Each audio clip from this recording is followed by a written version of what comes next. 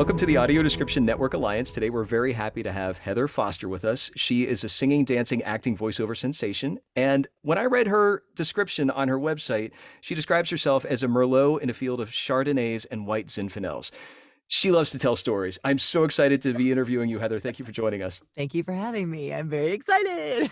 What do you love about audio description? Oh my gosh. What don't I love about it?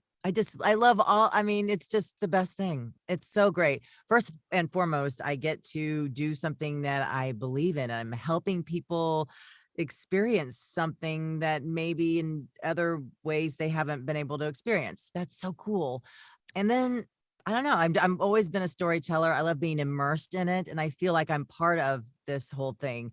So it makes me feel good. It's fun to do. I get sucked into the projects, whatever it is, if it's a comedy or if it's educational or if it's scary or tense or whatever, I am 100% in. And it's amazing. Yeah, I love it. I'm a sighted person. I watch if they have AD, I always watch it in AD now because I enjoy it. I catch things all the time that aren't there that I wouldn't have noticed it otherwise. And for me, when it's done well, I forget that I'm watching it like that. And I just get sucked into the whole thing. It's fantastic. One of the things I'm hearing is that you as a performer, as well as an audience, get that immersive experience. That when you say that you forget that the audio description there, it sounds like that's related to that immersion. Can you tell about what that means to you, both as a performer and also as an audience to audio description? Whether it's a book, whether it's a piece of art or a pottery or a movie or music, I fall into it. I don't know how else to describe it. That's what I love about art, and being able to help people experience different art forms. It doesn't have to be a video, is just such a cool experience for me.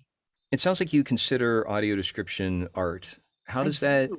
Great. Can we talk a little bit about that? Because Of there's course, okay, let's do it. Because there is that assumption that it's like audio description. It's just getting the visuals into words. That Yeah. how does that relate to art?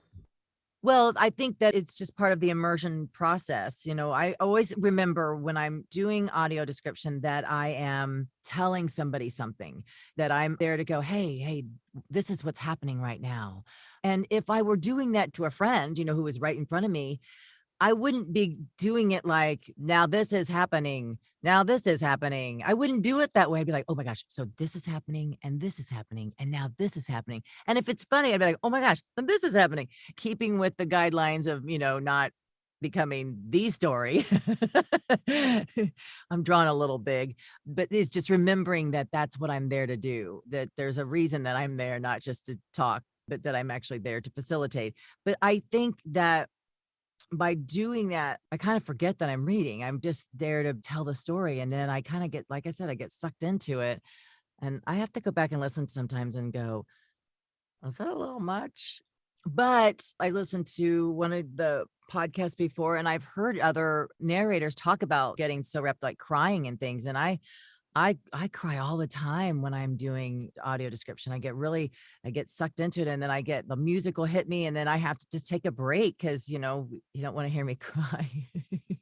Well, what I'm hearing also is that you're stopping when you're crying. And I think that our audiences might be, if you could help clarify why you stop. I mean, if you're so immersed in the story that you're moved, why would you want to stop the audience from having that? Can you explain as a performer why, like, for example, if Well, you were doing a performance, that if you were so moved by the writing that you started to cry, that would be a if I were distraction? the actor in a play or a movie or something like that, and I cried as a character, definitely I wouldn't pull back from that. I would fall into whatever my character. But as a narrator, I'm there to help the person have the experience, but I'm not there to necessarily lead them and dictate how they're supposed to feel. I think sometimes with dialogue and then music, music, and then there's a visual. Sometimes when those three things come together, I have to, like I said, I have to take a break, because then I'm leading the listener to what is supposed to be going on. But I also don't want to detract from that experience either by talking like a robot.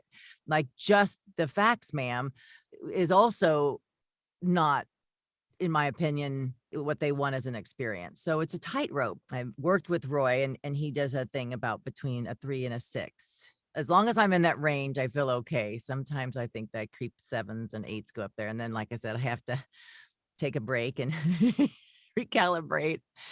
But I get swept up, especially when it's great writing. The people that write these descriptions are, man, it's challenging work. And it sounds like you've got that respect without distracting the audience, that high wire act of that performance. It's nuanced. And what It I'm is. hearing is that it's a whole team that work together. How do you Absolutely. contrast what you're doing as an audio description narrator with your other voiceover work? What are some differences? Well, the cool thing, first of all, the audio description is helping me in my other genres become more nuanced. I've been trying to be reminded that I'm the voice under, not a voice over. So being more nuanced even in that. So audio description is really helping me in other ways. So there's that. That's how it's helping, and there are similarities there. It's slightly less nuanced in the other genres, but I think that it gives me something to think about now when I read, about where I'm at on a scale, about how I'm immersing myself into the project. Are you allowing yourself to really become part of it, or are you still kind of sticking out a little bit? Because I have a natural I'm an attention seeking person. I just just am. And so it's really good for me to not be that way, to take a couple steps back and be part of the whole team effort rather than try to be the star. That works in everything, you know. I don't have my own animation show, so that there's that. And I'd imagine if you did, that the star of that animation show would be the story. The characters Yeah, would be supporting the story, and it seems like that is something yeah, that you're really aware of. Can you yeah. name a experience that you've had in working in audio description that was maybe unexpectedly challenging, or maybe you knew this challenge was coming and how you approached it? The most challenging thing so far for me is just text that you got to shove in there in a small amount of time and still make it sound like you're not reading fast. Well, based on your experience in audio description, where would you love to see it headed if you could have your dream world? I would like where more people watched with AD. I discovered this during the COVID lockdown, right? Was watching a lot of streaming stuff. In fact, one of the first things I watched in AD was a documentary that you were the narrator for. And then when I would start watching programs with it, my husband's like, "Oh, we're going to do that again." And then within minutes, he's forgotten. And then now he watches his shows in AD, because there are things sometimes that are there that we would have just glossed over and not realized until later how important it was in the story. And sometimes it's just pretty. Like the sun is really a pretty orange, and that's dark, and that contrast is nice. Like just the things that I would like, yeah, there's that. It's nice to not, to kind of take a step back. I would like more people to enjoy that. What I'm hearing also is that your experience and your family's experience has benefited from that focus, that Mhm. the audio description does give something to you and your family as sighted people, that Yeah. something that you hadn't experienced before. Yeah. And to be honest, before becoming involved in audio description, I have only had two blind friends, and they were regulars at the bar that I worked at, and they were so cool. And I've lost touch with them. This has been 25, 28 years ago or something. I hope that and I'm sure they do, that they watch television or consume television and videos, or musicals, or theater productions, or whatever it is. I hope that they're able to do that, because they were they were my favorite regulars. And I used to describe things for them all the time when they would come in the bar. They would ask me questions, and they kind of would save up throughout the week, if that makes sense.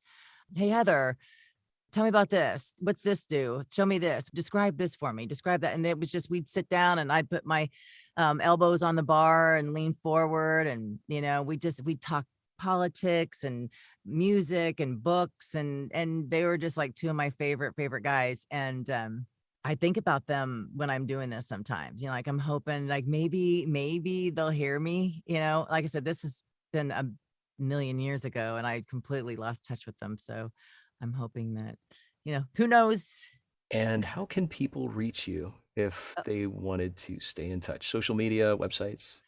Yeah, I'm pretty easy to find. Heather Foster Voice is my website.com, heatherfostervoice.com. I'm on all the social media. Heather Man Foster on Instagram. And I'm on Facebook, Heather Man Foster.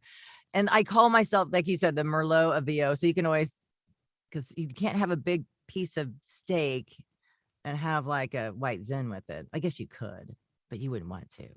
Who would want that? Who would want that? I don't even drink alcohol. And I'm like, I wait know, a me second. either. That doesn't sound right. And me either. How funny is that? I'm like, I don't drink either. People are like, oh, you must drink a lot. No, actually, I don't drink. But it started as a joke with another friend of mine who we used to chat all the time. And she has this beautiful, high-pitched, bubbly, effervescent voice. We're like sharing trade secrets constantly and really lifting each other up. And that's the voiceover community by and large is just like that anyway.